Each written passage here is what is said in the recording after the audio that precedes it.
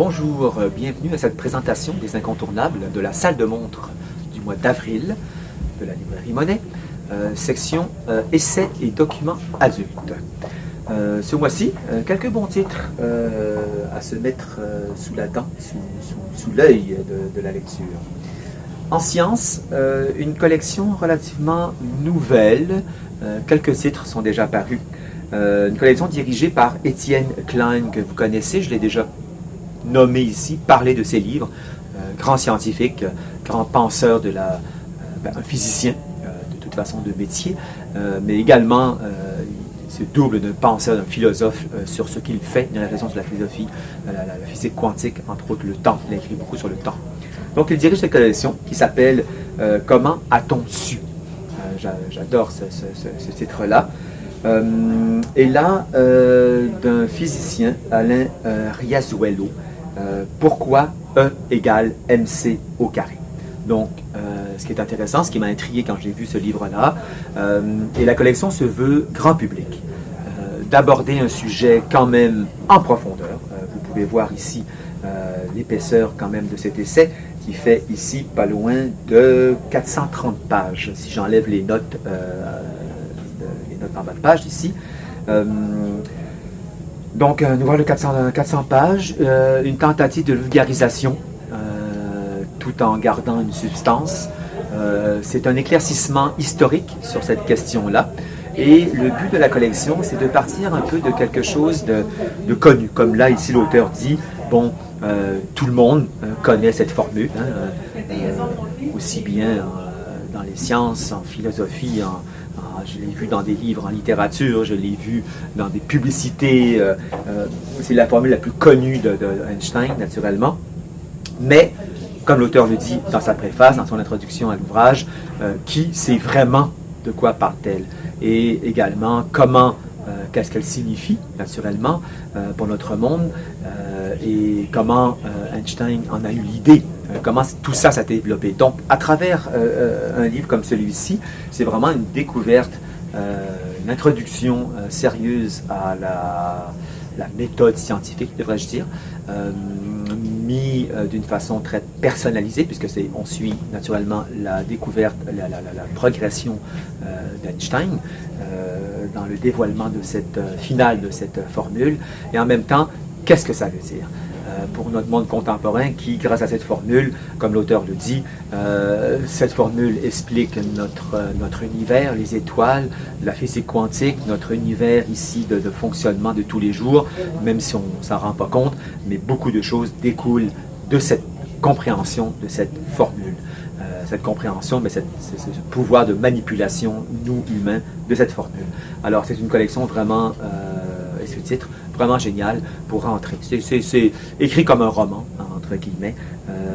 Donc, on est loin de l'essai purement scientifique. Et c'est la volonté de la collection ici, de présenter ça. Voilà. En philosophie,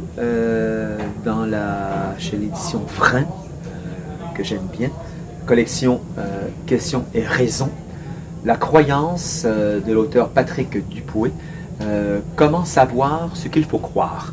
Alors, c'est à partir d'un texte du philosophe anglais John Locke. C'est une réflexion philosophique très sérieuse, abordable, grand public. Vrin, c'est des collections ici, on ne parle pas des grands textes de philosophes qui sont naturellement pour déjà une lecture avancée d'un sujet donné, mais ici, ça se veut quand même une ouverture au grand public.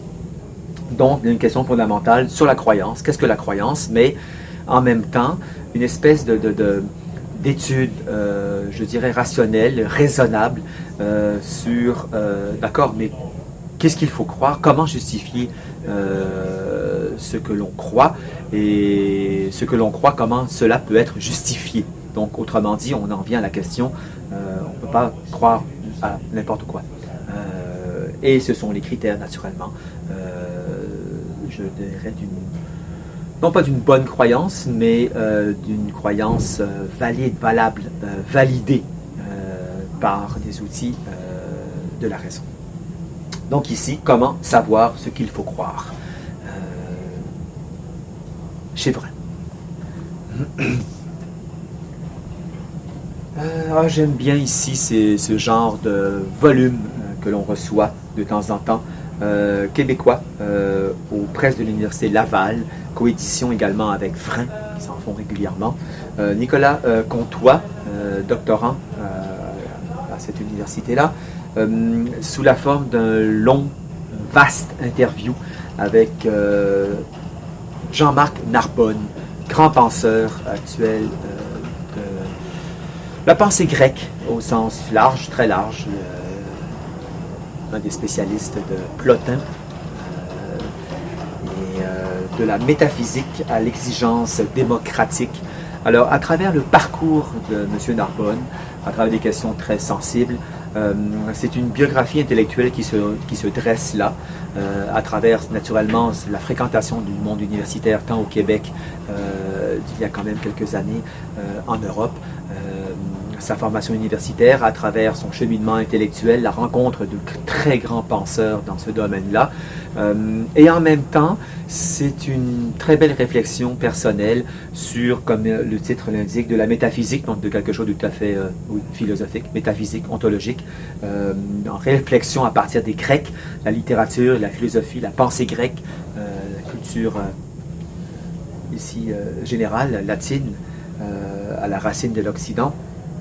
Et on se dirige tranquillement vers l'expérience démocratique, donc quelque chose de, chez cet auteur-là, de vécu, de mise en pratique, si on veut, de cet apprentissage. Donc c'est vraiment très éclairant. Ce n'est pas seulement ici un rabâchage de thèses philosophiques issues d'un apprentissage durant sa vie. C'est beaucoup plus que ça. Et ce n'est pas ça du tout, c'est beaucoup plus, c'est autre chose là. C'est un témoignage vivant d'un apprentissage, d'une culture naturellement fondamentale, ici. 2 livres dans une collection que j'ai déjà mentionné, je crois, sinon je le fais à l'instant. 2 livres aux éditions Que sais-je, que vous connaissez. Mais Que sais-je, avec les années, ont formé d'autres collections que les petits Que sais-je qu'on tout le monde connaît depuis, mon Dieu, 40-50 ans et plus. Ici, c'est à la lettre. Et ça porte sur des auteurs. Et c'est Aristote de A à Z. Donc la collection, c'est de A à Z. C'est très bien. C'est comme un abécédaire, mais à travers, naturellement, un ordre alphabétique. Vous allez croiser les concepts, les mots les plus importants de la philosophie de l'auteur. Ici, on reçoit simultanément 2 titres, c'est Aristote et Marx. Donc, pour des gens qui veulent s'initier, admettons, s'initier à la pensée de Marx, je pense qu'il y a quelque chose de très bon là-dedans, parce que vous sautez, ce qui moi j'aime bien, c'est que vous sautez de concept en concept. Vous pouvez naturellement l'ouvrir, l'ouvrage, n'importe où. Et là, vous plongez, ce que j'aime bien dans les abécédaires, c'est que vous plongez directement dans l'œuvre. Peut-être pour certaines personnes un peu trop abruptement, mais par le concept, bam, vous rentrez dans l'œuvre. Qu'est-ce que Marx veut dire par là? Qu'est-ce qu'il entend? Quelles sont les références? Où vous pouvez retrouver le concept? Dans quel contexte il en parle? Et hop, vous passez à un autre contexte. Et donc, vous, petit à petit, à cet ouvrage, à la lecture de cet ouvrage-là, c'est un peu comme des pièces d'un puzzle que vous agencez, et pour finalement, et heureusement, à la fin de l'ouvrage, d'être passé à travers les principaux concepts. Donc on pourrait dire d'avoir brossé un regard général, naturellement, sur l'œuvre de Marx, ou d'Aristote ici. Donc vraiment très belle collection ici, grand public. Avant-dernier titre d'un auteur et d'une collection remarquable. Je commence par l'édition Alia, qui font depuis des années des beaux petits livres, des beaux formats. Depuis le début, c'est un soin éditorial. Je le souligne parce que c'est quand même rare. Il faut le dire, je pense, quand l'éditeur fait un très bon travail. Très beau papier, typographie, notes en bas de page, introduction, toujours des belles présentations de première page. Donc c'est Alia. Ici, c'est l'auteur allemand Günther Anders qui a été, faire une référence, un des premiers maris de Hannah Arendt. Il y a 2 livres en un. Le titre porte Le rêve des machines.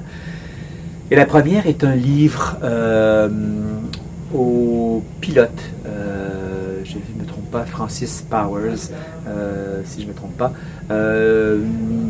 durant la première moitié de la guerre froide, milieu du XXe siècle.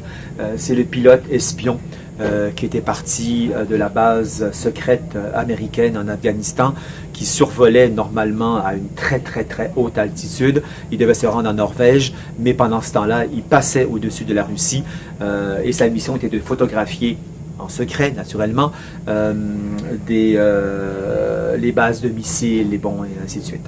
Un travail d'agent secret. Mais il a été pris. Son avion a été abattu, il a été fait prisonnier.